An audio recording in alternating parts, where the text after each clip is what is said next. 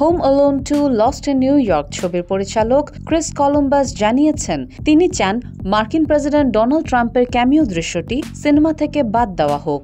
১৯৯২ সালের এই ক্লাসিক সিনেমায় ট্রাম্পের উপস্থিতি বহুদিন ধরে বিতর্কের কেন্দ্রবিন্দুতে ছিল। এবার পরিচালক নিজেই সরাসরি জানালেন যে এই ক্যামিও দৃশ্য তার জন্য এখন যেন এক অ্যালবাট্রস, অর্থাৎ বোঝার মতো হয়ে উঠেছে। Excuse me, where's the lobby? Down the hall and to the left. Thanks. San Francisco ক্রনিকলকে দেওয়া এক সাম্প্রতিক সাক্ষাৎকারে কলম্বাস বলেন, বছরের পর বছর ধরে এটা যেন একটা অভিশাপ হয়ে গেছে। আমি চাই এই দৃশ্যটা না থাকুক। আশা করি এটা একদিন চলে যাবে। তার মতে সিনেমার সার্থকতা এই সংক্ষিপ্ত ক্যামিও দৃশ্য ছাড়াও সম্ভব ছিল। ১৯৯০ সালের সুপারহিট হোম অ্যালোন এর সিকুয়েল হোম অ্যালোন 2 এ ম্যাকলে কুলকিন অভিনীত চরিত্র কেভিন ম্যাকঅ্যালিস্টার নিউ ইয়র্ক সিটিতে তার পরিবার থেকে বিচ্ছিন্ন হয়ে পড়ে।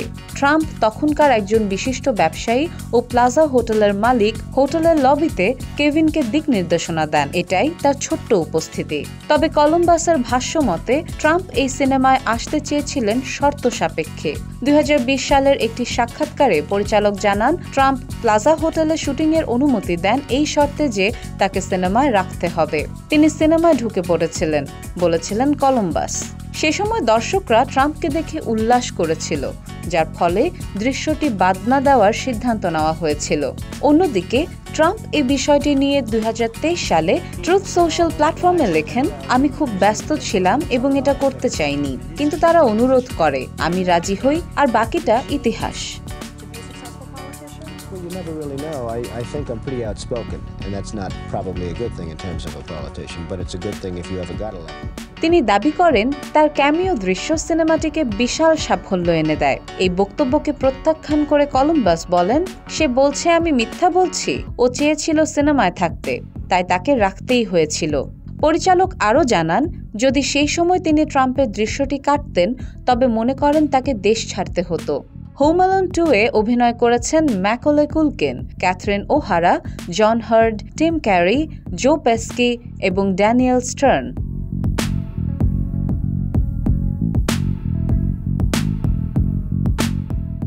সিনেমাটি বিশ্বব্যাপী প্রায় $৩৫৯ মিলিয়ন আয় করেছিল, যা ৯০-এর দশকের শুরুতে একটি বড় সাফল্য হিসেবে বিবেচিত। তবে আজকের দিনে এসে কলম্বাস চান সিনেমার ওই ক্যামিও দৃশ্যটি যেন আর না থাকে।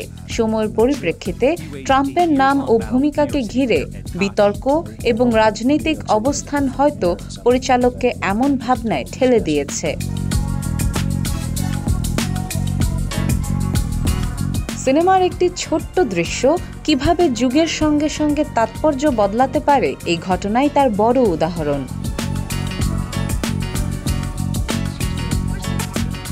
Desk report, recap news.